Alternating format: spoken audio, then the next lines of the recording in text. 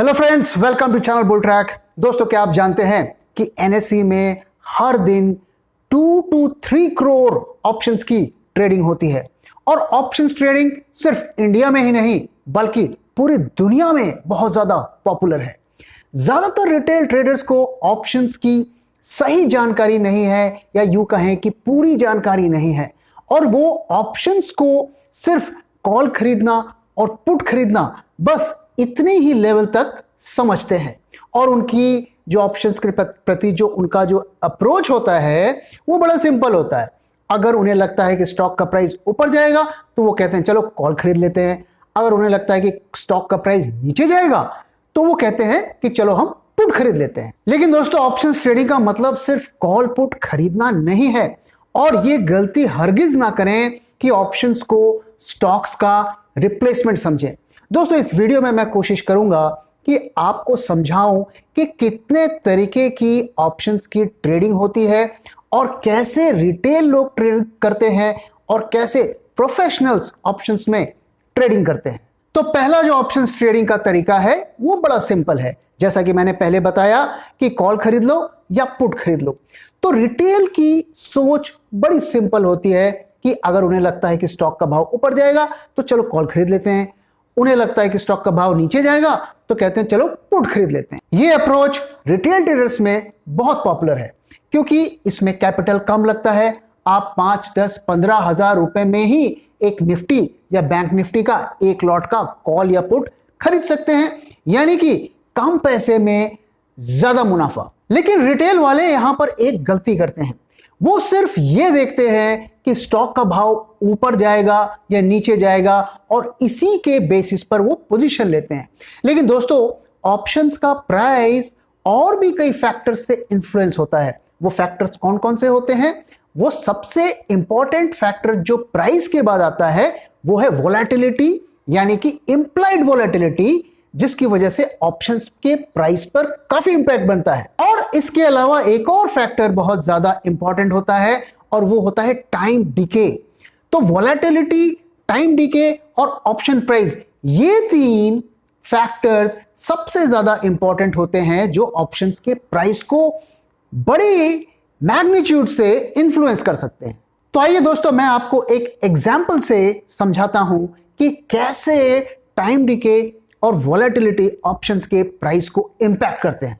मान लीजिए हमने एक निफ्टी का ऑप्शन खरीदा, 15,000 स्ट्राइक का कॉल खरीदा जिसकी एक्सपायरी 25 मार्च 2021 की है, और हमने ये कॉल को खरीदा 270 रुपए में 12 मार्च यानी कि 12 मार्च को खरीदा।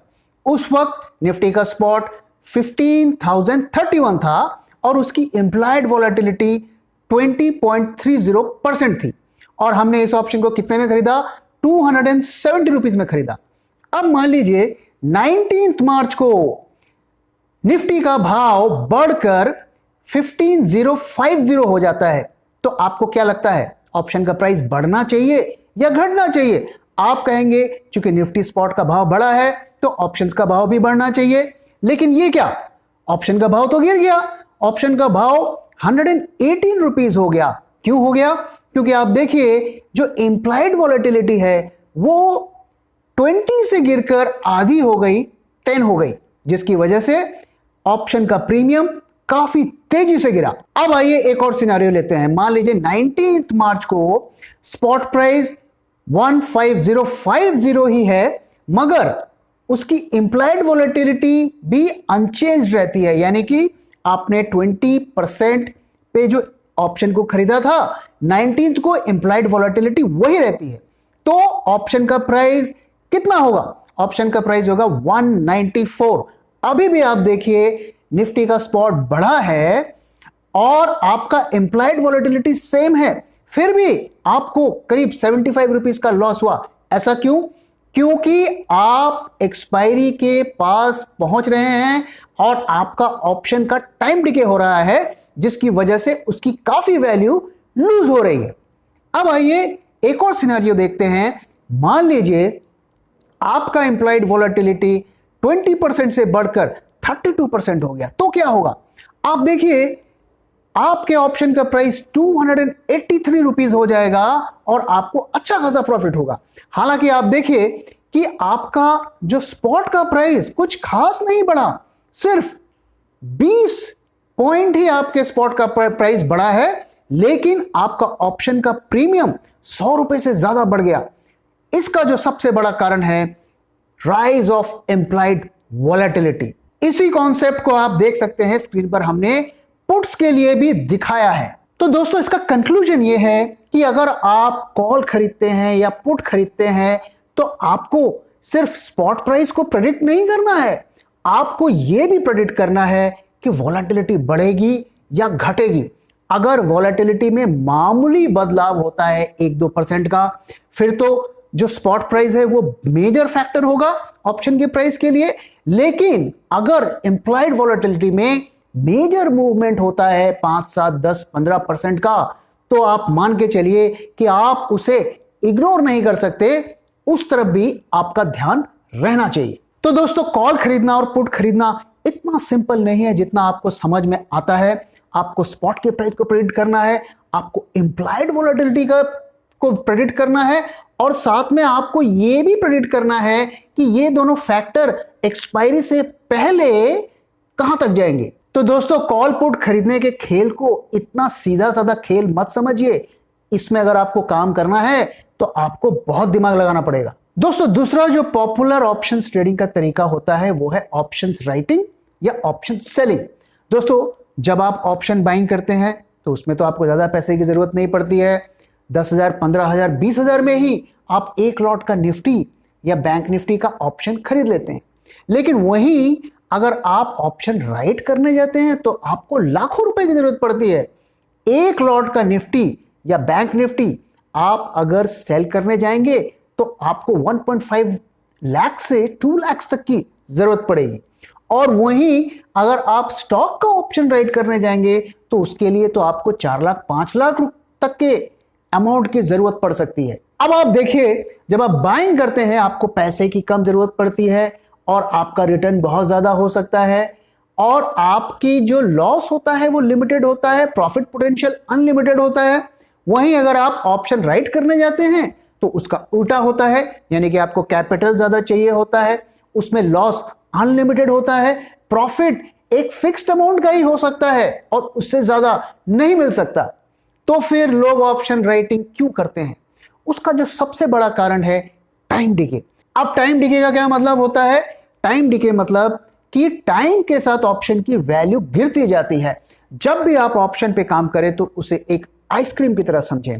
जैसे आइसक्रीम टाइम के साथ पिघलती जाती है, उसी तरीके से ऑप्शन की वैल्यू भी टाइम के साथ पिघलता जाता है।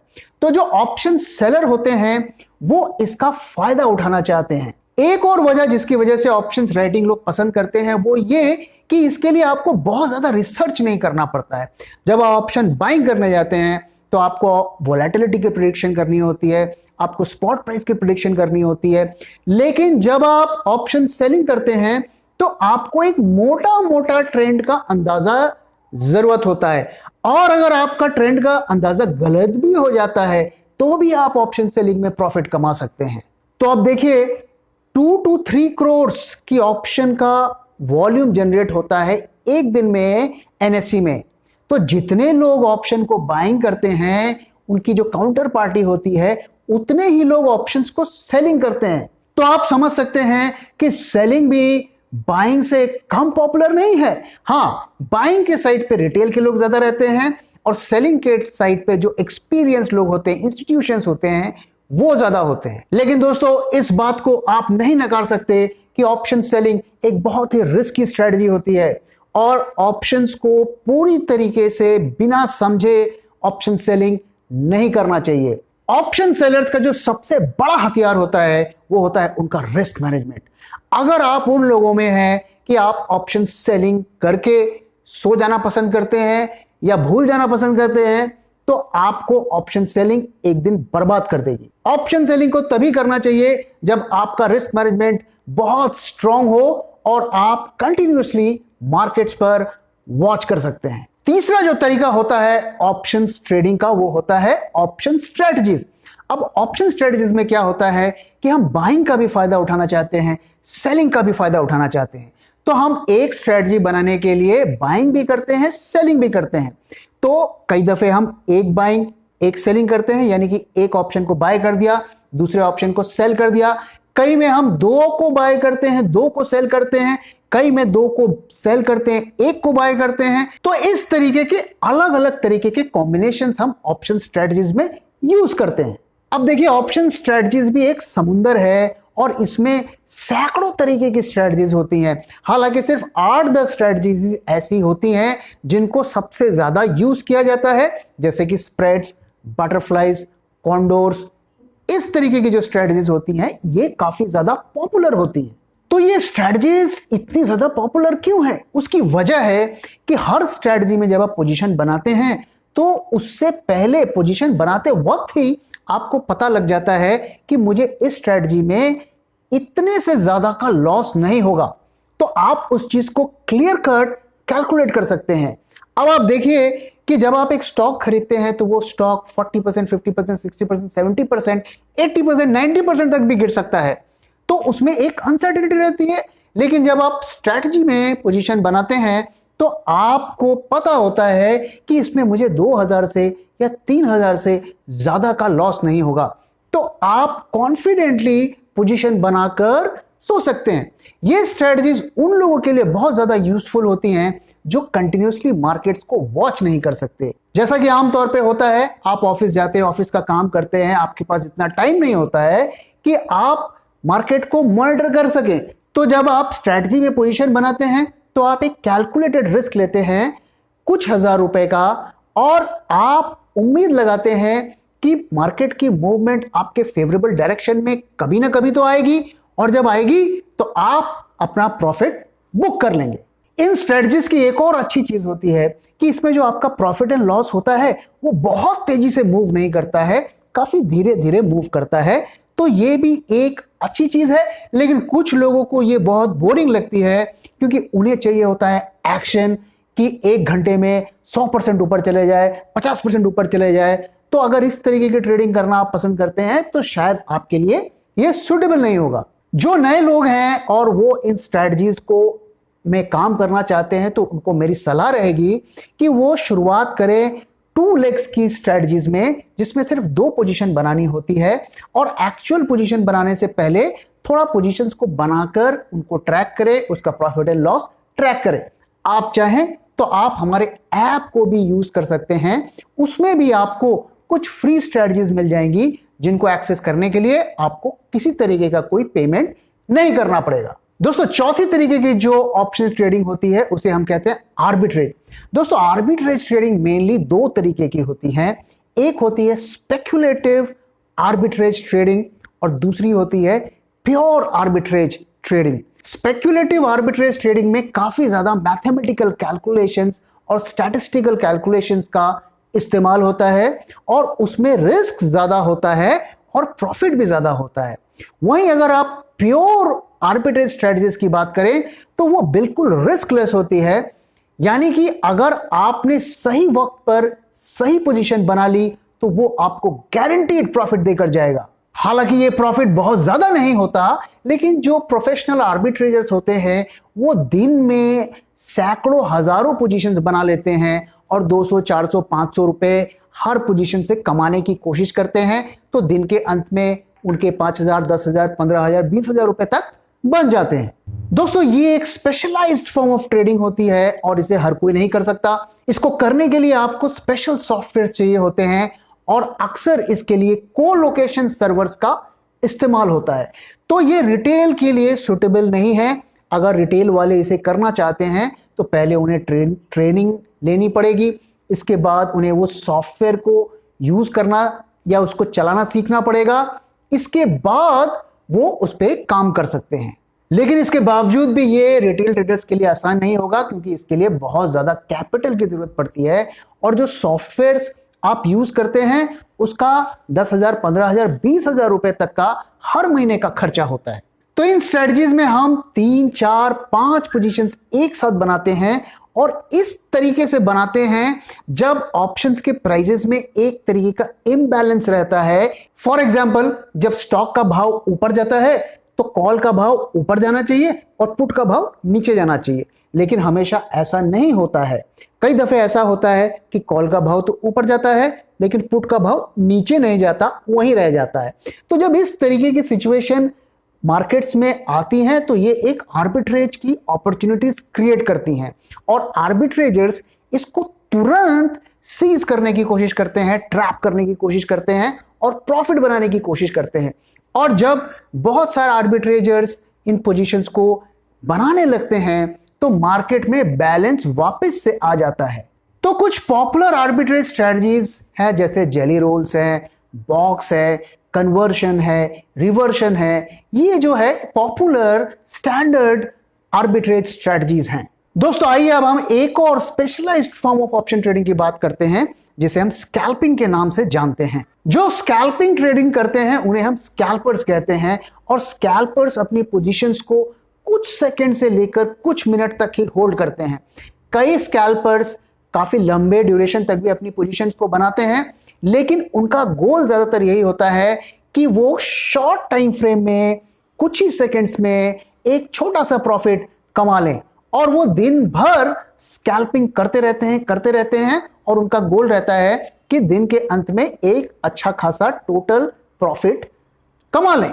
इनका अप्रोच भी, इनका तरीका भी आर्बिट्रेजर्स की तरह होता है, लेकिन आर्बिट्रेजर और इनमें अंतर यह होता है कि आर्बिट्रेजर जो है वो गारंटीड प्रॉफिट की तरफ देखता है, लेकिन स्कैल्पर में गारंटीड प्रॉफिट की कोई गारंटी नहीं होती और इसमें कभी कभी अच्छा खासा लॉस भी हो जाता है। आइए दोस्तों, मैं आपके साथ एक स्कैल्पिंग स्ट्रेटजी का एग्जाम्पल शेयर करता हूं और इसको यूज करके इस कॉन्सेप्ट को समझाने की कोशिश करता हूं। तो दोस्तों इस स्ट्रेटजी में हम 3 पोजीशंस बनाएंगे। सबसे पहले हमने एक एटीएम कॉल को आइडेंटिफाई किया और एक एटीएम पुट को आइडेंटिफाई किया। तो इस एग्जांपल में आप देखिए, हमने हिंडाल्को का 330 कॉल और 330 पुट 25 मार्च का आइडेंटिफाई किया और हमने इसका डेल्टा कैलकुलेट किया। तो कॉल का डेल्टा 0.55 है और पुट का डेल्टा -0.45 है। जैसा कि आप जानते हैं कि पुट का डेल्टा नेगेटिव होता है। गामा दोनों का सेम है और हमने एक लॉट कॉल का खरीदा है और एक लॉट पुट का खरीदा है। तो हिंडाल्को का जो लॉट साइज है वो 4300 है, यानी कि एक लॉट में 4300 ऑप्शंस के कॉन्ट्रैक्ट आते हैं। अब हमने कॉल का टोटल डेल्टा कैलकुलेट किया तो 4300 इंटू 0.55 इज इक्वल टू 2365 और वही हमने पुट का टोटल डेल्टा कैलकुलेट किया और वो आया -1935। अब आप देखिए यहां पर डेल्टा का इम्बैलेंस है, यानी कि कॉल का डेल्टा है वो ज्यादा है और पुट का डेल्टा कम है और दोनों का जो डिफरेंस आता है वो है 430। अब हमें इफेक्टिव स्कैल्पिंग करने के लिए इसको डेल्टा न्यूट्रल करना पड़ेगा, यानी कि जो डेल्टा का जो डिफरेंस है इसे हमें खत्म करना पड़ेगा। तो इसके लिए हमें क्या करना पड़ेगा, तो हमें हिंडाल्को के स्टॉक को सेल करना पड़ेगा। कितना सेल करना पड़ेगा, 430 क्वांटिटी हिंडाल्को के स्टॉक का सेल करना पड़ेगा। ऐसा करने से इन तीनों का जो नेट डेल्टा है वो 0 बन जाएगा, जो कि हम मेंटेन करना चाहते हैं। तो हमने कॉल को खरीदा 12 रुपीज 10 पैसा में, हमने पुट को खरीदा 10 रुपीज 10 पैसा में और हमने हिंडाल्को के स्टॉक को शॉर्ट किया 331.50 पे। अब दोस्तों इसके बाद क्या होता है कि मान लीजिए स्टॉक का भाव बढ़ के 333 रुपीज पहुंच जाता है कुछ ही सेकंड्स में या मिनटों में, यानी हिंडाल्को का जो प्राइस है स्टॉक का वो 1.5 रुपए यानी 1.5 रुपीज ऊपर चला जाता है। तो क्या होगा, तो आप देखिए जो कॉल का डेल्टा है वो चेंज हो जाएगा, 0.55 से बढ़ के 0.57 हो जाएगा और पुट का डेल्टा भी बदल जाएगा, वो -0.45 से घट के -0.42 हो जाएगा। अब जब भी हम इस स्ट्रैटेजी पे काम करेंगे तो हमारा गोल रहेगा कि जहां पे भी डेल्टा 0 से बढ़ जाता है या घट जाता है तो हमें उसे बैलेंस करना है। तो अगर आप देखें तो अब इस प्राइस चेंज के बाद से जो हमारा नेट डेल्टा का डिफरेंस बढ़ के 645 हो गया है। अब देखिए चूंकि डेल्टा का डिफरेंस बढ़ गया है तो हमें वापस से डेल्टा को न्यूट्रल यानी कि जीरो करने के लिए एडिशनल 215 हिंडाल्को के स्टॉक को सेल करना पड़ेगा। तो हमने इस बढ़े हुए रेट पर एडिशनल 215 हिंडाल्को के स्टॉक्स को सेल किया। अब इसके बाद स्कैल्पर यह उम्मीद लगाएगा कि स्टॉक प्राइस वापस से अपने ओरिजिनल रेट पर आ जाए, यानी कि 331.5 रुपीस पे। वो ऐसा क्यों चाहेगा? वो ऐसा इसलिए चाहेगा कि जो उसकी जो ओरिजिनल पोजीशंस थी वो वापस से उसी रेट पर आ जाए, यानी कि उसमें उसे नो प्रॉफिट नो लॉस हो जाए। लेकिन जो उसने हायर रेट पर यानी कि 333 रुपीस पर एडिशनल स्टॉक्स को सेल किया था वो उसको प्रॉफिट देकर चले जाए। तो उसने 215 स्टॉक्स को 333 पे शॉर्ट किया था और उसे इस पोजीशन ने 1.5 रुपीस का प्रॉफिट दिया। तो अगर आप 1.5 इंटू 215 करेंगे तो वो आपका टोटल प्रॉफिट बनता है 322.50। अब दोस्तों इस पोजीशन में एक गड़बड़ भी हो सकती है स्कैल्पर के साथ कि उसका जो है प्रॉफिट के बजाय उसको लॉस भी दिखना पड़ सकता है। तो स्कैल्पर हमेशा अपनी पोजीशंस को हेज करता जाता है, यानी कि डेल्टा न्यूट्रल करते जाता है। जब भी वो लॉस में आता है वो उसे डेल्टा न्यूट्रल कर देता है और उम्मीद करता है कि वापस से प्राइस उसी लेवल पर आए जिस पर वो उसे एग्जिट कर सके प्रॉफिट पे। तो दोस्तों इस तरीके की जो स्ट्रेटजीज होती हैं वो उस केस में ज्यादा मुनाफा देती हैं जिन स्टॉक्स पर बहुत ज्यादा वॉलेटिलिटी यानी उतार चढ़ाव होता रहता है। वो स्टॉक्स स्कैल्पिंग स्ट्रेटजी के लिए मोस्ट सुटेबल है। दोस्तों मैं आपसे एक और स्ट्रेटजी को शेयर करता हूं जो उसी तरीके के फॉर्मेट की है, लेकिन उसमें डिफरेंट तरीके की पोजीशन बनती है। उसमें आप एक कॉल को शॉर्ट करते हैं और एक कॉल को लॉन्ग करते हैं और उसका जो डिफरेंस होता है डेल्टा का उसको आप वापस से जीरो करते हैं स्टॉक को खरीद के या बेच के। लेकिन उसमें एंट्री और एग्जिट का क्राइटेरिया अलग होता है, वहां पर आईवीज को यूज किया जाता है और इस स्ट्रेटजी में आईवी में जब बहुत ज्यादा उतार चढ़ाव होता है उसका फायदा इसमें मिलता है। दोस्तों ये स्कैल्पिंग स्ट्रेटजीज इतनी आसान नहीं होती हैं, काफी कॉम्प्लिकेटेड होती हैं और इसको समझने में भी लोगों को काफी टाइम लगता है। तो मेरा आपसे ये रिक्वेस्ट है कि किसी भी तरीके से बिना समझे इन स्ट्रेटजीज पर काम मत करें, क्योंकि ये आपको बहुत बड़ा लॉस दे सकती है। So do not try this at home. दोस्तों ये 5 तरीके की मेनली ऑप्शंस ट्रेडिंग होती है। इसमें से जो पहली स्ट्रेटजी थी यानी कि बाय कॉल या बाय पुट, वो ज्यादातर रिटेल लोग करते हैं और बाकी 4 ज्यादातर प्रोफेशनल्स लोग करते हैं। तो हमारा ये एक प्रयास था कि आपको हम समझा सके कि कैसे प्रोफेशनल्स लोग ऑप्शंस में काम करते हैं और आप भी अगर प्रोफेशनल बनना चाहते हैं और इन तरीके की स्ट्रेटजीज पर काम करना चाहते हैं तो आपको काफी पढ़ना पड़ेगा, काफी स्टडी करना पड़ेगा, रिसर्च करना पड़ेगा और तभी आप अपने गोल तक पहुंच सकते हैं। तो दोस्तों एक छोटे से वीडियो में इन सारी स्ट्रेटजीज को डिटेल में समझाना संभव नहीं है, लेकिन मैंने कोशिश की कि उसका एक ओवरव्यू आपको दूं। और अगर आप इनमें से किसी स्ट्रेटजी को डिटेल में समझना चाहते हैं तो जरूर मुझसे शेयर करें। अगर आप लोग चाहेंगे तो मैं उस स्ट्रेटजी पर एक डिटेल वीडियो बनाकर आपके साथ शेयर करूंगा। सो दोस्तों इसी के साथ मैं इस वीडियो को यहाँ पे खत्म कर रहा हूं। आशा करता हूं आपको ये वीडियो पसंद आया, और पसंद आया है तो प्लीज वीडियो को लाइक करिए, अपने दोस्तों के साथ शेयर करिए और हमारे चैनल को सब्सक्राइब करिए। Thank you very much for time दोस्तों। फिर मिलेंगे किसी और वीडियो।